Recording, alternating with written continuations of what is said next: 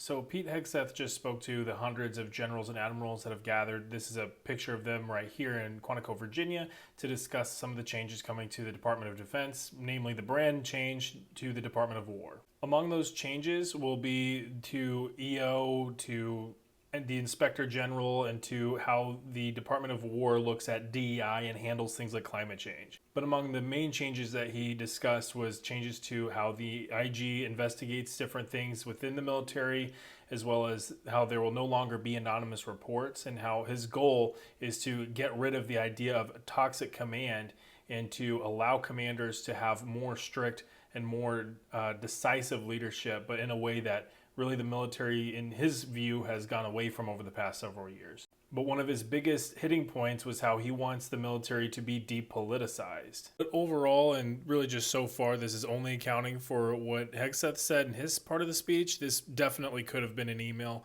Definitely did not need to haul all the generals from around the world for this. Then Trump came up and gave his part of the speech. And mind you, on his way to give the speech, he told reporters that if he didn't like the look of a general, that he would fire them on the spot. So needless to say, there was a lot of expectation about what he was going to say during the speech. And to be honest, it was about what you would expect. It's been over an hour. It's still going on when I'm recording this.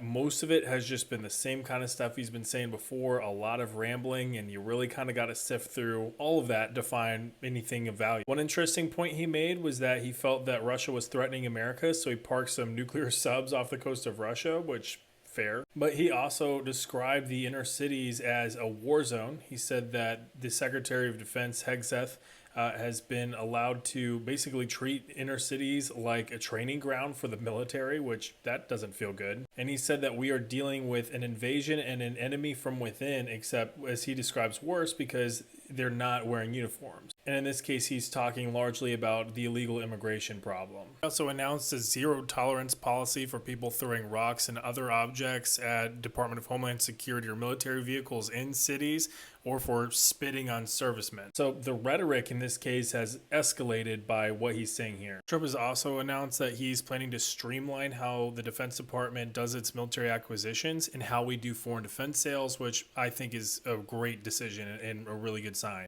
He speaks about it in his speech here, but it's definitely a real thing, is how there's a massive backlog where we have a lot of countries trying to buy arms from the U.S., but it's taking years and years for those orders to be fulfilled, and that's not good, especially if war were to hit tomorrow. Like, everybody's going to need those weapons now. But he's now finished his speech, and boy, that was a doozy. Credit to all the generals for sitting through all of this, and this could have been an email. This was absolutely ridiculous, but whatever.